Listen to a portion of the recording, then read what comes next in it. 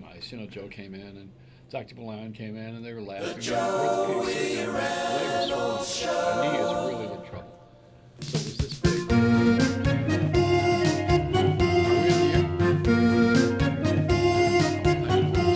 we in the air? Are we starting? Yeah. Oh, okay. I didn't know. I like this. Okay, we can go, right?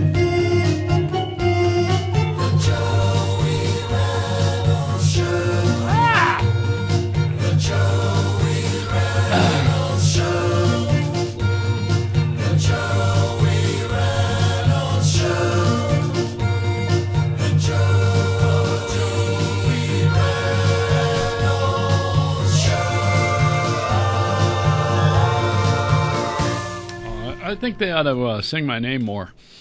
I mean, how many lyrics are there on that song? There's no lyrics. It's just my name. When you sing someone's name over and over again, it's embarrassing to be me.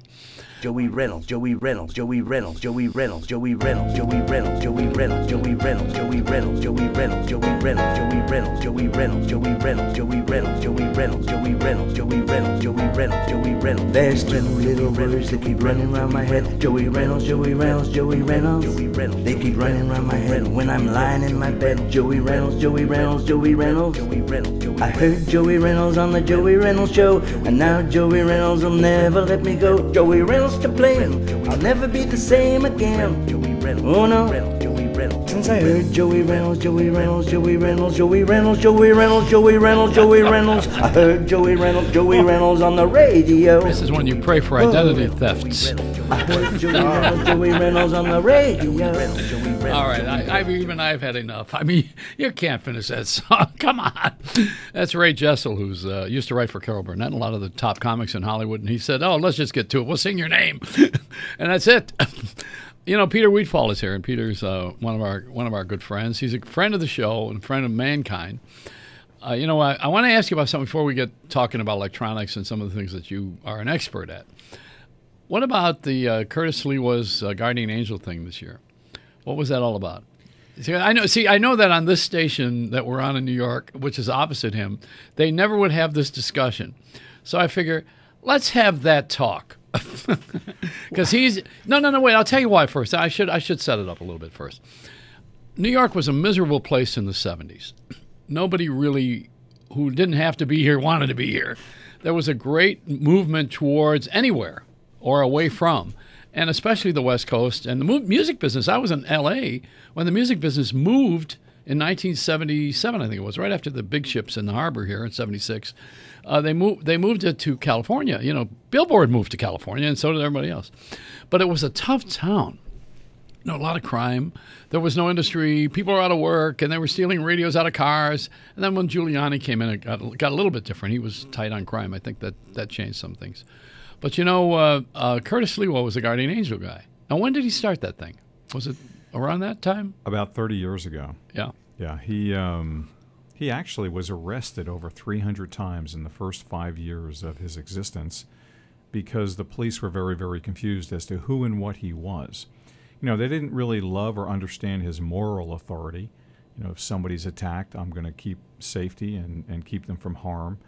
They didn't really understand his political eyewash because he was sort of a political activist while he was always delivering safety in the communities that so many tried to do business in or live with their families. So I got to tell you, I'm very honored to be on the board of directors of the Guardian Angels. Right. And actually, I said this to Joey. We had a board meeting this last Monday night. And although he anointed me and the other board members with a red cap and a beautiful red jacket that says Guardian Angels, I said to him, I haven't earned the right. The rest of the board members looked at me and I said, but I have not earned the right to have the cap and the jacket. I said, I think we need a sub-brand. I think we need to have something called the Angels. So if you give to the cause, if you try to raise money, if you try to speak out in a positive way and try to deliver the attributes of safety and training and education, and you're durable as steel about it, which is what a good board member is, then you should be called an angel. Yeah. But the guardian angel should be sort of covenant. The only way you should be able to wear the cap and the jacket is if you go on the street and you parole and you help communities and deliver safety. And if there's any trouble, you help community and citizens and pedestrians. And so many people don't do that, and him and his team, the unsung heroes that are making no money or on the streets, and he's in 14 countries now. He just landed in Israel, as a matter of fact. Really? Yeah, it's great. Yeah, he just landed in Israel, and he's got a whole faction out there. So it's wonderful. It's a wonderful cause. It's about safety. It's about education. It's about giving back to communities, and he's got a lot of friends and family out there. So we had the wonderful at the Pierre Hotel. We had our annual giving. Did very well for the evening. Actually exceeded. This is interesting. Exceeded last year's numbers, which is unusual because most charitable organizations are realizing a decline this year. It's a tough year. And maybe next year another decline based on the new tax structures that are coming out. But I thank you for bringing it up. It's something I'm very proud of and something I have a lot of passion for. He's thought of again because, we're getting into a place where people are now wanting to feel safe. Right. And I think the Guardian Angels help people to feel safe because you didn't know where they were coming from. I don't mean emotionally. I mean, you didn't know if they're going to jump out from behind a trailer and take somebody who was mugging you. You didn't know. I mean, they were everywhere. Right. It was a great movement. But it was vigilante, wasn't it? Yeah, and if anyone has ever been bullied in their lifetime, all of us have at least once in our life, had somebody bully us. Yeah. It is the worst, most humiliating, lack of dignity, scary. You feel, you realize who you are. You realize that it's painful. Your back is not as strong as it should be. So if you take it up 30,000 feet from just helping people in communities, and you go to what you really like to talk about, and that's the theme of all you need is love. Yeah. Love, according to Martin Luther King, I'll quote him, love, Myra, is the only force that can turn an enemy into a friend. So think about the polarization. The Guardian Angels aren't exactly on the street saying, please don't beat them up, I love you. They have to use, sort of a brute force, if you will, durable as steel back to say, stop it. Yet there are others that say, can we find other ways to, subside people who are doing wrong or harm, and can we do it through love? And for me, it's always that polarization. Yeah, do I love somebody, or do I show someone I've got big gun arms and I'll stop you if you do something that's not good? I got a hosting duties this Wednesday for 2 Palestinians and 2 Israelis, and we had them on the air last night, and it was a little bit of a tug of war, because they're definitely old wounds and big wars, and there's a lot of different thinking. That some of it doesn't make sense to me because of my conventional thinking, which comes from Christian Judeo, is that, the way I looked at it is I thought there really was a Holocaust in Germany. And the one gentleman who was here last night said not. And I said, how could you think that? Even Germany admits there was a Holocaust. Now, I could understand where Turkey would say there's not a Holocaust for Armenia because that's their denial, and they've been holding on to that one for a long time, finally coming to grips with it a little bit. And they're a moderate Muslim nation, so I could understand where Iran might side with that kind of thinking, but not Germany. I mean, everybody in Europe knows what happened, just about, in every country, and even when Eisenhower came in, he looked and he said, okay, let's leave the camps because we don't ever want to forget. And there's films. I mean, come on. But how can you look at somebody in another country, in another part of the world, and say there was no Holocaust in Germany? It's a tough one for me to digest as a belief system. Yeah. So, of course, you don't even have to walk through the door of reasonable doubt to believe it, right? There are photos. There are people. There are families. Does it mean we don't trust the families who are generations of those who suffered the nefarious and pernicious and truculent actions of people that we just could never understand why they would do these things or why they would treat people these ways? But I'll tell you the lesson, and I apologize for saying the lesson because the loss of 20 million people or so, isn't that fun to say, or so, when we think about the pain and the anguish of those families? The part that is most interesting about all of that is that the atrocities for anyone to think or say or believe or even sneeze to say that it's not true is the height of ignorance, in my humble opinion. So here we go, full circle now. So you got Curtis Lewa and the Guardian Angels going to Israel, and that's another place where there's conflict. Isn't every place just about, it seems? Not like So he's got a great heart, and he'll do well with cementing good feelings among the citizens in their own place. But I wonder how you can bring the two together who really don't like each other. Now, I will say this: we did the show from Israel, and in the old city in Jerusalem. Have you been? You been there? No, actually, we're planning on going next Well, year. you're gonna be amazed and totally enamored with the people and the just the feeling you get. It's in the air. It's in the air. It's a holy land. Yeah. So going into the whole city, you can have a cup of tea at an Arab station, and then walk over and buy some halva or whatever you want to have. And then sit and talk to some old Jews and talk to some old Arabs, and everybody's just fine. And then they leave their respective wall and go home, and I guess that's where they start to divide. And it's a shame because the coexistence is lovely when you're in the city and in the work environment. And we're going to talk tonight to you a little bit about that, because you're creating a new model for a work environment. And one of the exciting things, and the reason I'm bringing all this up, is I wanted to first of all honor Curtis Sliwa for his work. I think it went unnoticed for a while, and also it got confusing. But I think now everybody knows that he was a really good soldier, and we should honor him. So I wanted to do that. I want to do it on my show rather than just sitting in a club where we're all having dinner with him, which is not a bad thing either. But the other thing is that for your work now, because of your heart, and when the soldiers come back from service, wherever it is, Afghanistan, Iraq, you're going to be doing some things that are very exciting in your employment area, which we mentioned. I hope I can say this on the air. You don't mind I do this? No, absolutely. And you're going to provide employment for people as best you can and help in that project, which is your idea. So wait, before you do it, let's take a break, though, okay? Peter Weedfald is here. Be right back. So I wanted to tell you real quick off the air. When Curtis got shot 6 times, he told me this the other night, Rush Limbaugh went out, 6 minutes bought for him the a segment, John. brand new Jeep to get him around, and he did his Show. he did his I'll tell you. Peter Weedfald is here. We're talking about his work. Peter's famous for a couple of things. I think it started with the electronics business and PC magazine, right? PC Yes, sir. magazine. And then moving to Samsung. Yeah. And doing so many great things that one of them is the hands-on at Time Warner Center in New York City, which you can't believe. It's amazing. That's Peter Weedfald made that happen.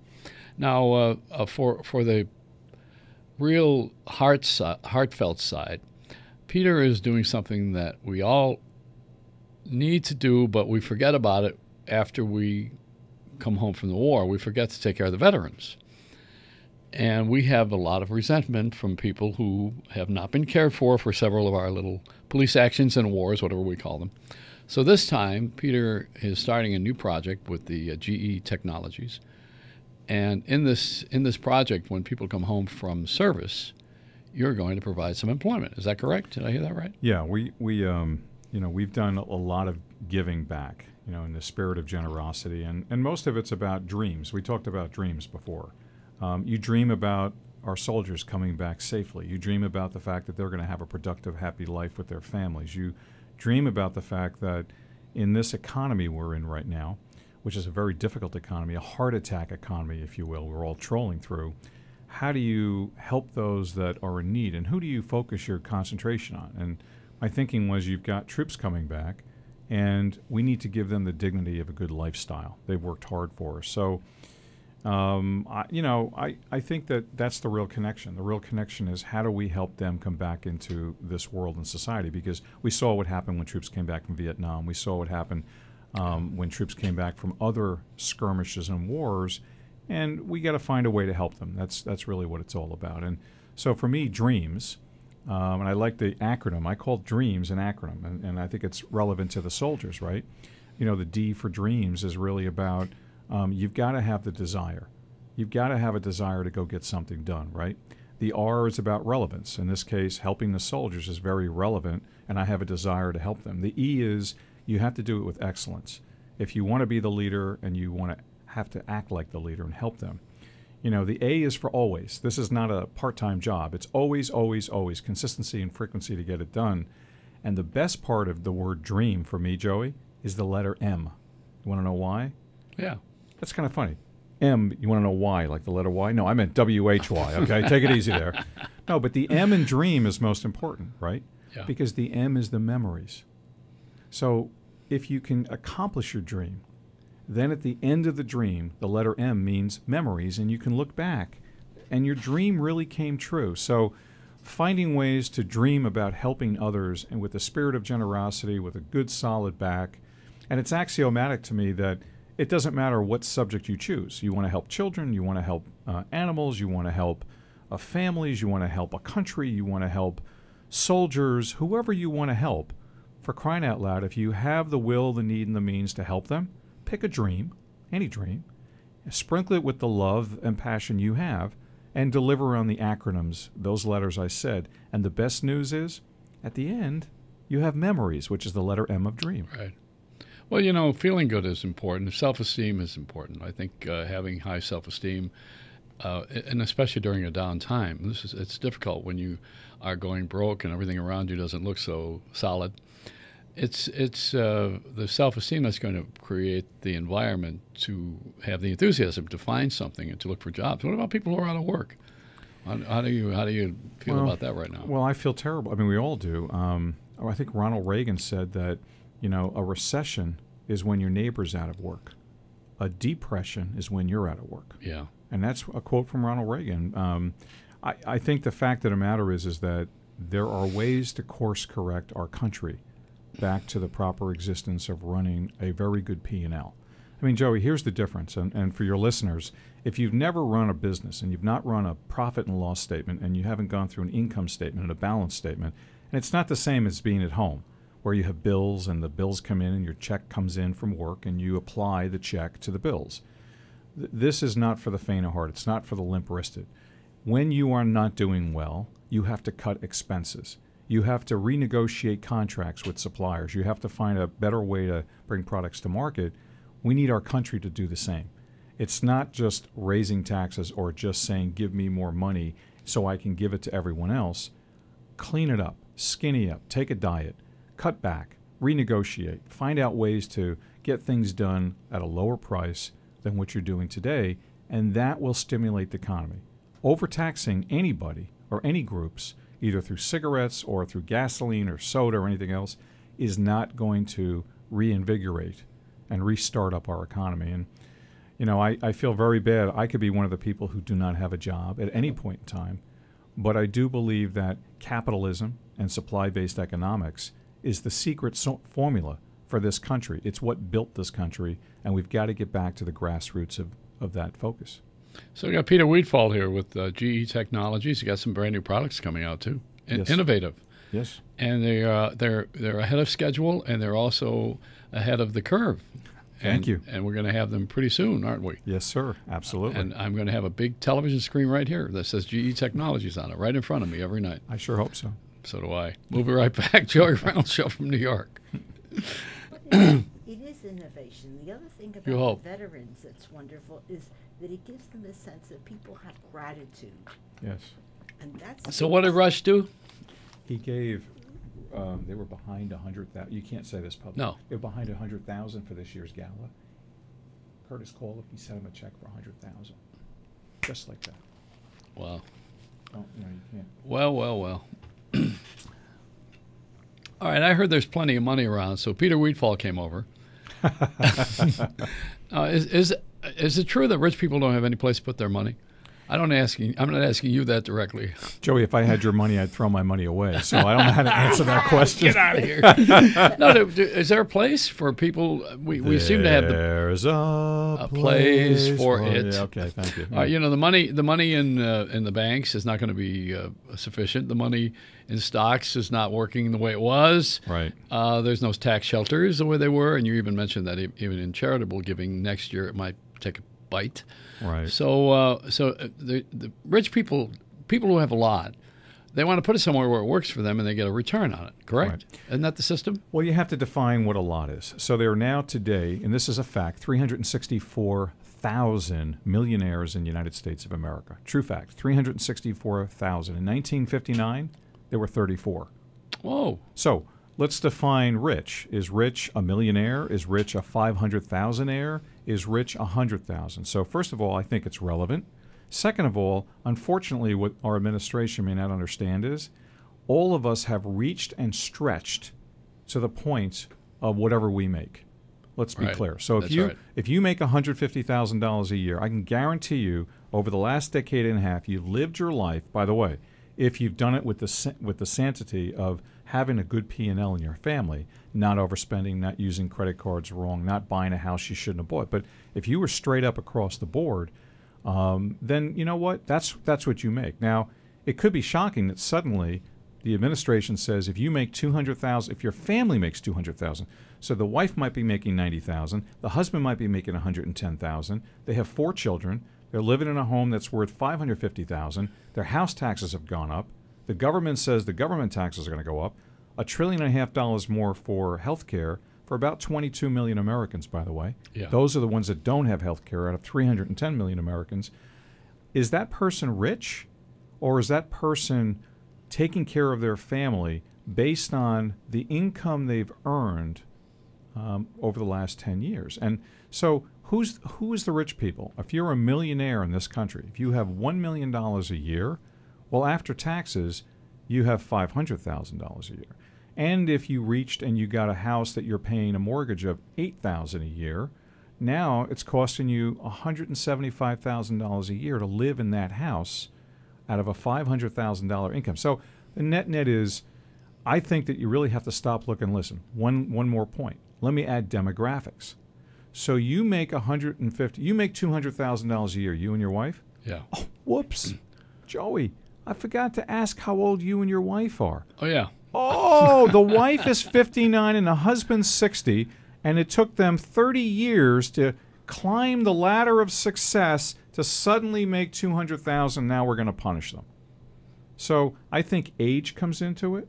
Yeah. I think, understanding the democracy, if you will, of just because your family makes $200,000, it does not mean you're wealthy. And one last data point, if your family makes $200,000 in Florida, it's very different than making $200,000 in Los Angeles or $200,000 in New York. So I think the administration should have some sort of coupling on that.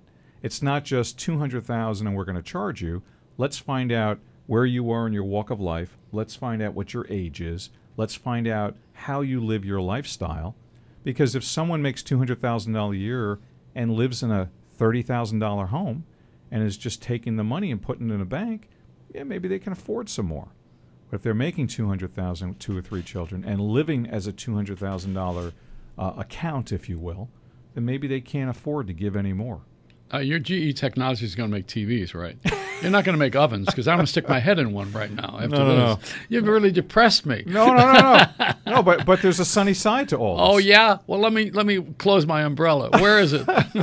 Quickly. You make millions. Come on, I want to they hear really this. get No, I you. think the sunny side is being the voice of reason. Yeah. We need to light up the sky. We need to make it a sunny day. We need to bring logic and the dignity of knowledge to the table, and let's go get it. I mean, this is America, Well, Joey. We don't lose here. The reason why you don't want to win the lottery is you grow into it. You grow into the money that you won. And that's what you're talking about here. We've grown into our salaries.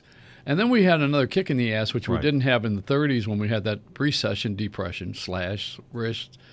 In those days, we didn't have credit. You didn't have credit cards. I mean, we didn't have that credit system. So now, people have gone to the max with the credit cards, which is an unholy move. Right. And so not only do you owe the bank, you owe them at their rate. Right. And the banks are in trouble. Banks used to be based on whatever they loaned us after we loaned it to them. Right. That's right. Now it's the other way around. I had a check that bounced the other day, and I didn't know which one it was, the bank's fault or mine. Whose check bounced, mine or theirs? Right. No, the action of paying for this pay-as-you-go is what we're talking about. You're paying as you go. That's right. There's no savings. That's right. And so you asked earlier, and let's go to the sunny day, but let's do it this way. Number one, risk never sleeps. So we have a little bit of an insomnia problem because a lot of families, households who have kids and going to school are really worried about their jobs and so on. So how do you reverse all of this? Number one, go back to supply chain economics and capitalism. We need to not have a bigger government. We need to have a smaller government, Right. which will allow us to have less taxes, which will free up the market. Number two, we need a positive voice of reason. We can't, as the government, say there's a crisis, there's a health crisis, there's a financial crisis, there is a car crisis, there's this crisis, there's that.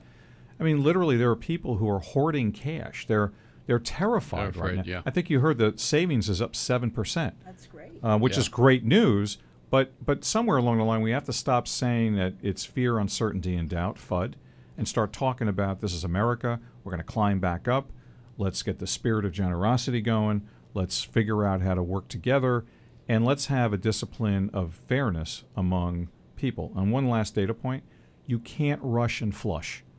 You can't rush things through the system so quickly, Joey, that no one even reads the documents, yet they're voting on things. Yeah. Well, we had that the other day with the 700 pages of whatever Well, yeah. whatever we're doing. Now, you know, I think of this also, which we're making things overseas now. Yeah. And what about making things here, not disrupting what we're already doing, because I think that's a done deal. You know, I think, let me say it this way.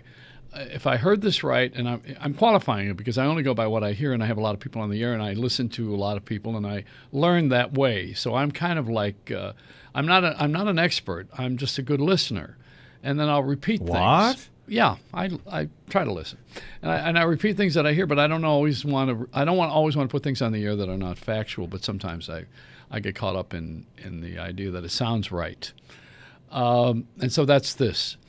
We were in the 90s, and there was only $1 trillion economy. It was the United States, and now there are 14 of them, and we created them all. Right. So we don't want to disrupt what we created because what we're good at is science and marketing. That's I think. right. And, you know, to bring it down to a couple of words, I think we're wonderful, inventive people in science, and I think we also are great marketers.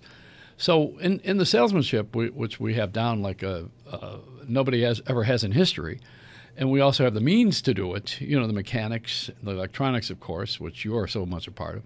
The other part is the science, the inventiveness, which has to be stimulated sometimes, but not by money. It can be, but I think it has to be stimulated by imagination. You know, I think people have to feel like their idea is worthwhile, or that they got a shot, or somebody appreciates them. You know, there's a lot going on in a tortured mentality too. The people who are unappreciated create very well. Right. So I think if we take this whole world of very creative sources and start to make things which we dream in this country by people here who are out of work right now, and not disrupt the other system, because the other one's in place already. Right. You know, then you're just going to make everybody mad, and we'll have another couple of wars. Right. So I think if we just keep that going, and now we got to fix ourselves here. Right. So let's do that without hurting the other part. Does that make sense? No, it makes an enormous amount of sense. And some of our forefathers, I call them forefathers because they're gone. Walt Disney said, you may recall, if you dream it, you can get it done. Yeah. Right?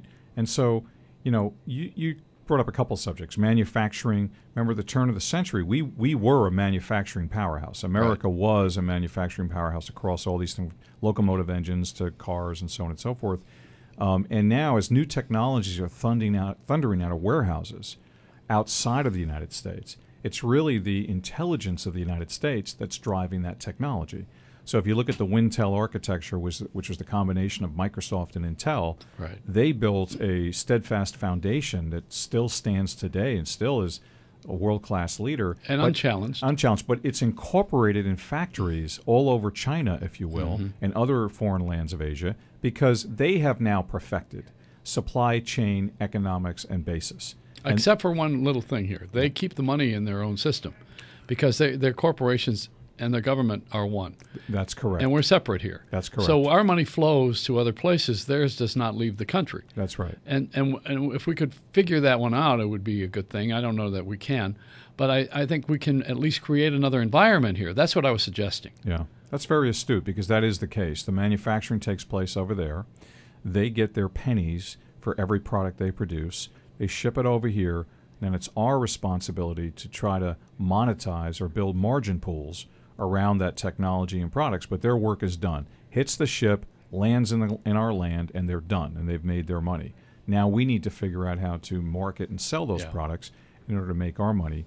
The difference in a lot of the countries, to your point, is the money stays in the countries. Right. There is plenty of human capital in the United States, pedestrians at work, good citizens, But it goes the out. money goes back out. I Yeah. mean, when my parents came to America, the money stayed in America. Yeah, under a mattress. That's right. By the way, how'd you know? Do you know my address? I've been there. Wow. So that's how you accumulated so much wealth. My poor dad. Be right back. Peter Weedfald. The refrigerator was good too. The ice cube. No, everybody, The final look, that's the segment, first Joe, place is you gonna look. be About 9.5 minutes. Wasn't that nice of Rush to just reach in his pocket? like Wonderful. that? He can't say. Yeah. Yeah.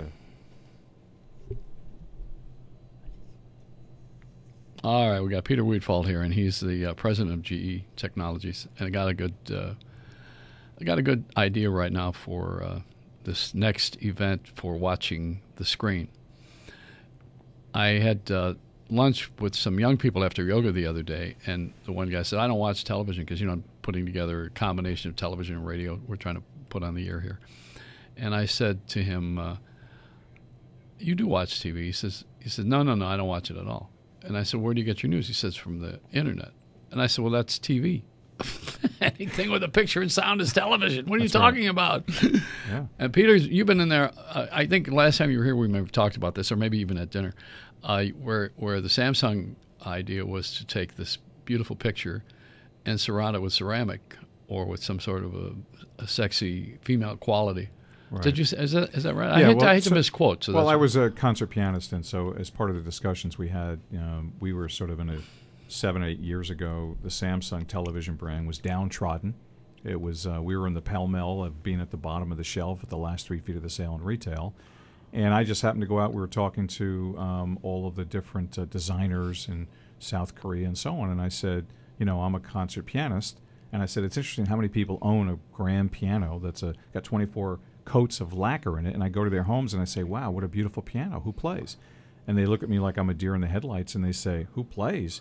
Don't you see how beautiful that piece of furniture is? Nobody plays in this home.